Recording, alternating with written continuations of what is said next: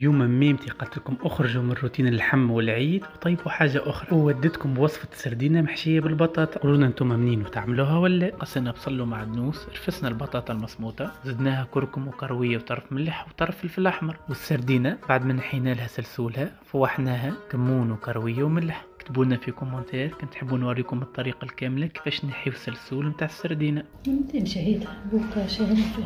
بابا ديما شاهي فينا بالوصفات متاعه. قولوا لنا كنت تحبوا نهبطوا لكم وصفة أخرى من وصفات بابا. هو بعد ما حضرنا كعبة السردينة بتاعنا باش نقليوهم، ثم شكون يحب يقليهم في العظام والفرينة ولا في الفرينة كهو.